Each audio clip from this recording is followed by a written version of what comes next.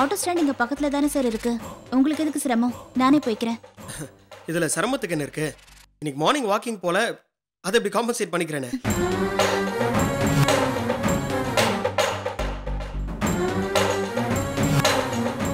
அப்புறம் நீலா, இந்த ஜாதக விஷயத்தை அவ்வளோ ஈஸியாக எடுத்துக்க வேணாம்.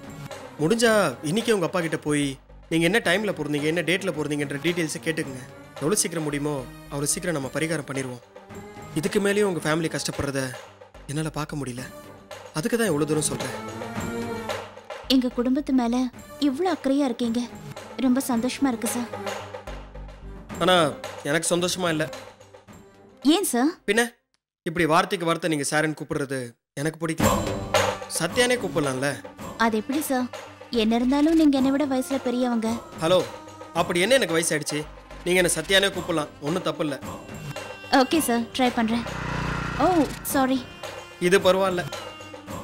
சரி, அந்த பேங்க் வேலை உங்களுக்கு பிடிச்சிருக்கா? ஏன் கேக்குறீங்க? இல்லை, என் ஃப்ரெண்டுடைய கம்பெனியில் வேகன்சி இருக்கு. ஓ, நல்ல சேலரி பேக்கேஜ் தரேன்னு சொல்கிறான். உங்களுக்கு ஓகேனா நான் வேணா பேசி பார்க்குறேன். இல்ல, இப்போதைக்கு இதே கம்ஃபர்டபுளா இருக்கு. தேவைப்பட்டா சொல்றேன். ஓகே. ஆமா, உங்க வைஃப் பத்தி ஏதாவது தகவல் தெரிஞ்சுதா?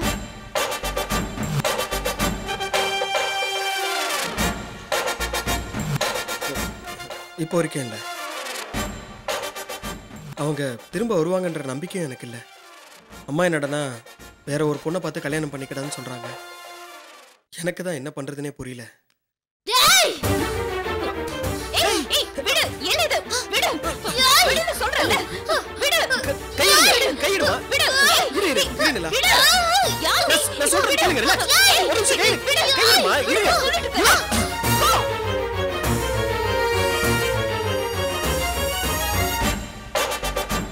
இல்ல, ரிலாக்ஸ். பாவம், இவங்க மேல ஏன் கோவப்படுறீங்க? இவங்களை பார்க்கும் போதே தெரியலையா? இந்த மாதிரி இருக்கவங்க கொஞ்சம் முரட்டுத்தனமா தான் இருப்பாங்க. நாம தான் கொஞ்சம் அனுசரிச்சு போகணும். உங்களுக்கு எதுவும் ஆகலையே? நோ நோ, ஐ அம் ஓகே. வாங்க. இந்த மாதிரி ரோட்ல நான் நிறைய பேரை பார்த்திருக்கேன். ஏன் இவங்க எல்லாம் இப்படி அலையறாங்க? தெரியலங்க. ஆனா இந்த மாதிரி இருக்கவங்களை பார்த்தாலே என் மனசுக்கு ரொம்ப கஷ்டமா இருக்கும். ஆட்டோ, நான் அந்த ஆட்டோல போயிடுறேங்க, நீங்க கிளம்புங்க. பார்த்து போயிட்டு வாங்க.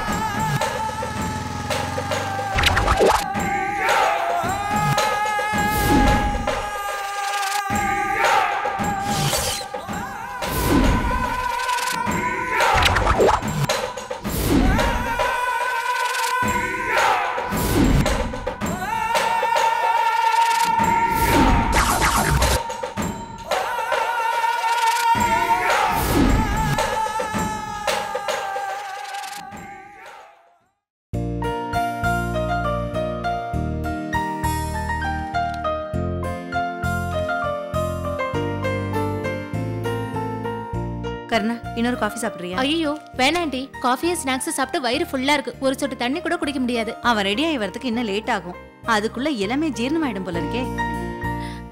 ரவி, இன்னும் என்னடா பண்ணிட்டு இருக்க? கர்ணா வந்து 1/2 மணி நேரத்துக்கு மேல ஆகுது. நம்ம பொம்பளைங்க கூட சீக்கிரமா ரெடி ஆயிடுவோம்.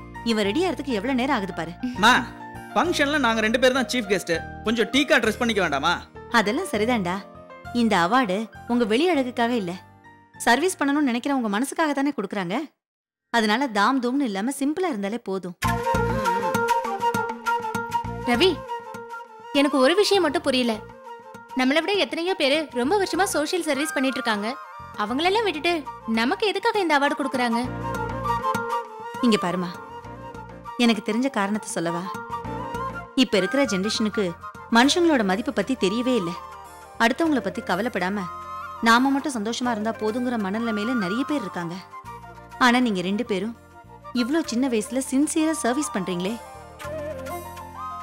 அதுக்கான பாராட்டு தான் இந்த அவார்டு. ஏமா, உன் பேங்க் மூலமா இந்த ஃபங்க்ஷனுக்கு ஏதாவது ஸ்பான்சர் பண்ணிருக்கியா என்ன? ஏன்டா அப்படி கேக்குற? இல்ல அவார்டு குடுக்கறவங்க பேசுறதெல்லாம் நீ பேசிட்டு இருக்கியே, அதான் கேட்டேன். ஏய், என் பிள்ளைய நான் பாராட்டுறதுல என்னடா இருக்கு? இந்த ஊரும் உலகமும் உன்னை பாராட்டணும். அதுலதான் எனக்கு பெருமை, சந்தோஷம் எல்லாமே இருக்கு. சரி சரி சரி, நாங்க கிளம்புறோம், டைம் ஆச்சு. இரு, ஒரு நிமிஷம் இரு. மா என்னம்மா இன்னும் வரேன், இருடா. டைம் ஆச்சு.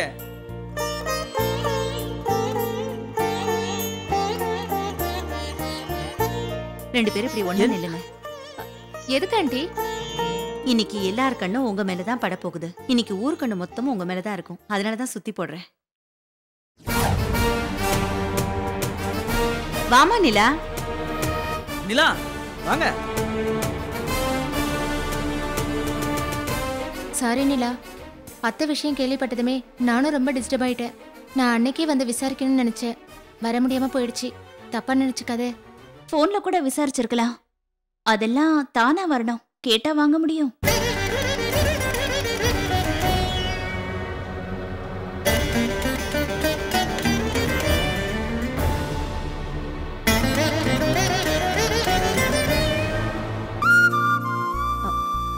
நீங்க இன்னும் நின்னுட்டு இருக்கீங்க?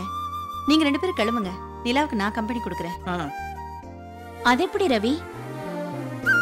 கரெக்டா நான் வரும்போதெல்லாம் நீங்க ரெண்டு பேரும் வெளியில போறீங்க.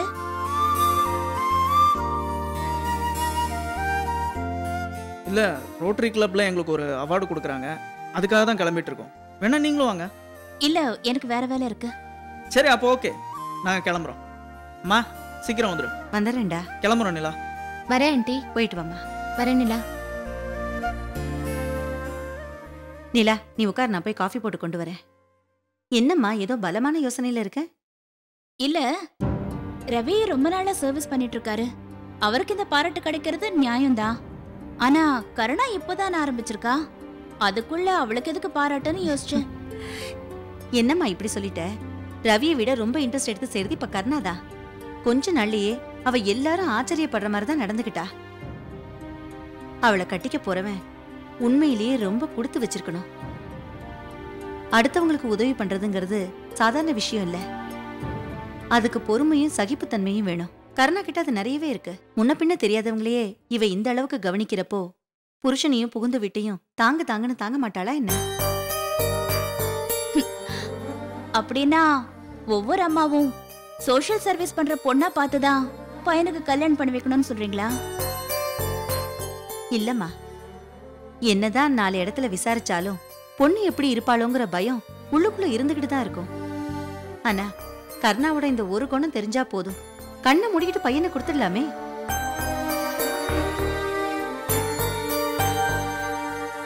உள்ள இருக்கிற அழுக்க மறைக்கிறதுக்கு கூட பல பேர் இப்படி வேஷம் போடுவாங்க ஆண்டி. பெரிய மனுஷங்கன்னு சொல்லிக்கிற சில பேரு அதுதானே பண்றாங்க. அவங்க வேணா நீ சொல்ற மாதிரி இருக்கலாமா, ஆனா கருணா அப்படி இல்ல. ரொம்ப தங்கமான பொண்ணு. இந்த வயசுல இவ்வளவு மெச்சூர்டான பொண்ணை நான் பார்த்ததே இல்ல. டைம் ஆயிடுச்சு, நான் பேங்க்குக்கு போய் வேலையை முடிச்சுட்டு அப்படியே ஃபங்க்ஷனுக்கு போகணும். நீ உட்கார, நான் சாரி மாத்திட்டு வந்துடுறேன்.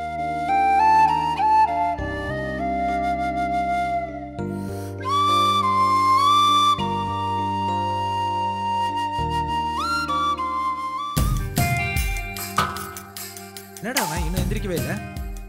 டேய் டேய் திலீப்பா, டேய் மச்சான், டேய் எந்திரா, டேய் டேய் என்னடா இவன் என்ன பண்ணாலும் எந்திரிக்கவே மாட்டேங்கிறான். மச்சி, அவங்க அம்மா இருந்த கவலையில அதிகமா குடிச்சிட்டான்டா, அதான் போதை தலைக்கேறிடுச்சு.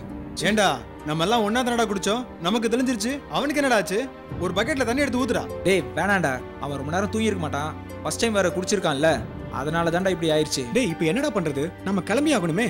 நாளைக்கு அந்த பேங்க் ப்ராஜெக்ட் முடிக்கலனா நம்மள எம்டி கிழின்னு கிழிச்சிருவாரா. சரி விமல், நீ மட்டும் எடுத்துட்டு இவனை காலைல கூட்டிட்டு வா, ஆபீஸ்ல உனக்கு லீவ் சொல்லிக்கிறேன். ஐயோ, நைட்டு நான் வீட்டுக்கு போலனா எங்க அப்பா பேசியே என்னை கொன்றுவாரு. சரி நீங்க இங்க இருங்க, நான் ஷாலினி கிட்ட போய் ஐடியா கேட்டு வரேன். சரிடா. ஷாலினி, ஷாலினி. என்னடா கிளம்பிட்டீங்களா? என்னடாச்சு? ஃபுல் மட்டையாயிட்டு தூங்கிட்டான், வந்து என்னன்னு பாரு. என்னடா?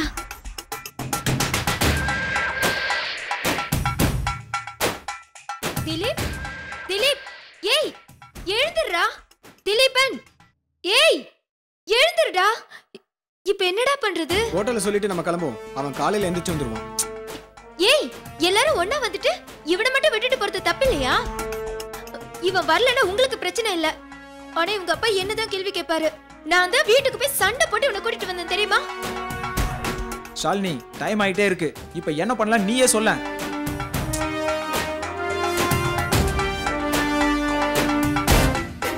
அங்க நீங்க 2 பேரும் தனியா இருக்கிற சான்ஸ் நிறைய கிடைக்கும். அத கரெக்டா பயன்படுத்திக்கிறது ஓ சாமர்த்தியம். All the best.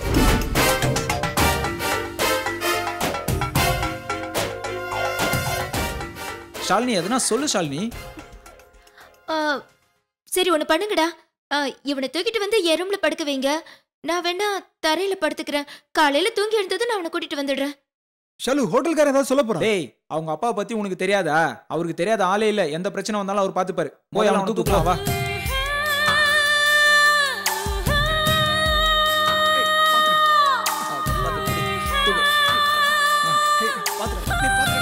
சைடா போடா. பாத்து பத்திரம்டா. என்னடா இவன் குடிச்சதே கம்மிதான், அதுக்கு எப்படி மட்டையாட்டான்? பாத்துடா.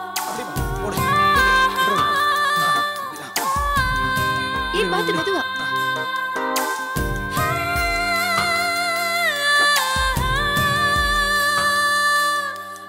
சரி ஷாலினி அப்ப நாங்க கிளம்புறோம். சரி என்ன பண்றதுன்னு எனக்கு தெரியல இவனை வச்சுட்டு. சரிடா கிளம்புறோம் ஷாலினி. வர ஷாலினி. தேங்க்யூ.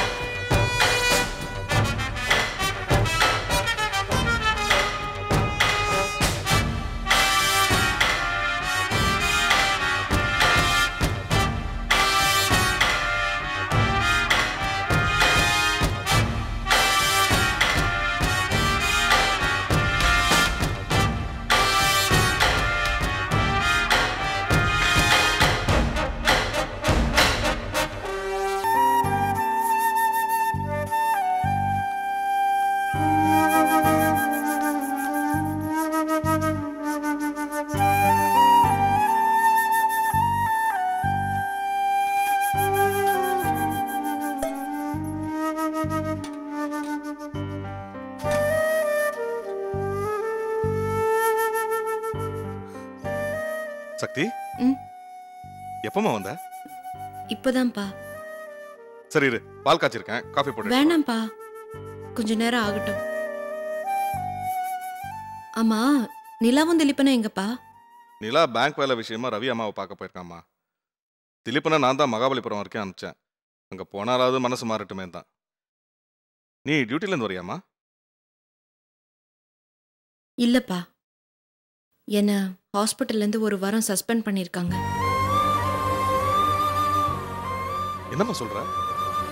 அந்த ஹாஸ்பிட்டல்லையே நீ தான் பெஸ்ட் நர்ஸ்னு பேர் வாங்கியிருக்க. உன்னை போய் சஸ்பெண்ட் பண்ணாங்களா? என்னாச்சு? என்னம்மா பேசாம இருக்க?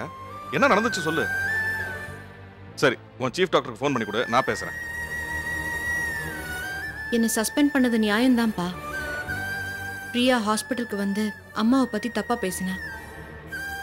என்னால் கோவத்தை கண்ட்ரோல் பண்ண முடியல. டியூட்டி டாக்டர் முன்னாடியே அவளை போட்டு அடிச்சிட்டேன். என்ன சக்தி இது? உன் குடும்பத்தில் இருக்கிற பிரச்சனை எப்படியாவது சரியாகாதான்னு நான் பார்த்துட்டு இருக்கேன். ஆனால் உன் வாழ்க்கையை நீயே மேலே மேலே சிக்கலாக்கிட்டே போறியேம்மா. நான் முடிஞ்ச அளவுக்கு பொறுமையாக தான்ப்பா இருந்தேன். அவள் அம்மாவை பற்றி பேச ஆரம்பிச்சதும் அந்த இடம் சூழ்நிலை எதுவுமே என் மைண்டில் இல்லை.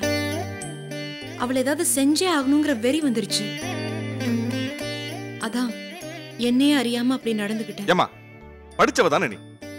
உன்கிட்ட ஏற்கனவே அடி வாங்கினவ உன்னை தேடி ஆஸ்பத்திரிக்கு வரான்னா அவளோட நோக்கம் நீ புரிஞ்சுக்க வேண்டாம்? அம்மாவை பத்தி தப்பா பேசினா நீ கோவத்துல அவசரப்பட்டு ஏதாவது செஞ்சிருவேன்னு அவன் நல்லா புரிஞ்சு வச்சிருக்கான். அதான் திட்டம் போட்டு உன்கிட்ட வந்திருக்கான். நீ அதை புரிஞ்சுக்கிட்டு நீ தானே ஒதுங்கி போயிருக்கணும். நீ அவசரப்பட்டதுனால அவளுக்கு எந்த பாதிப்பும் இல்லம்மா. அவன் நினைச்சதை சாதிச்சுட்டா. நீ தான் முதல்ல ஆஸ்பத்திரியில இருந்து சஸ்பெண்ட் ஆகி வந்திருக்க. இதனால யாருக்குமா கெட்ட பேரு? உனக்கு தானே.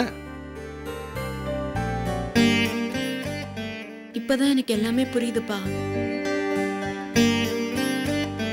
சரி, நீ பிரியாவை அடிச்சது, ஆஸ்பத்திரியில இருந்து உன்னை சஸ்பெண்ட் பண்ணது இதெல்லாம் அலமேலக்காக்கு தெரியுமா? தெரியும்பா. பூபதி அண்ணனுக்கு என் மேல சந்தேகம் வந்து ஹாஸ்பிட்டலுக்கு வந்து விசாரிச்சிருக்காரு.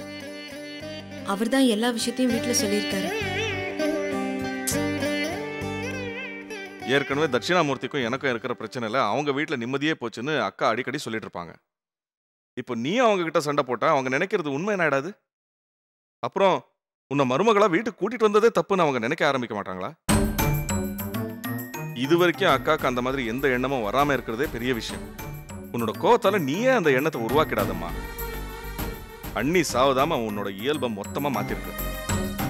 நீ அந்த வேதனையில இருந்து மொத்தமா வெளியே வர வரைக்கும் இந்த மாதிரிதாம்மா ஏதாவது ஒண்ணு நடந்துட்டு இருக்கும்.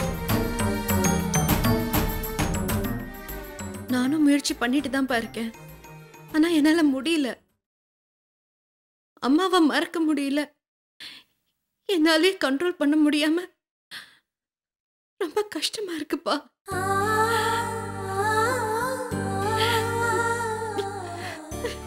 அழாதம்மா, அழாத சக்தி.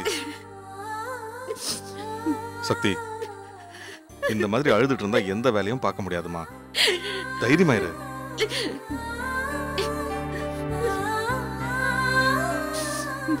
அக்கா எப்பக்கா வந்த? இப்போதான்.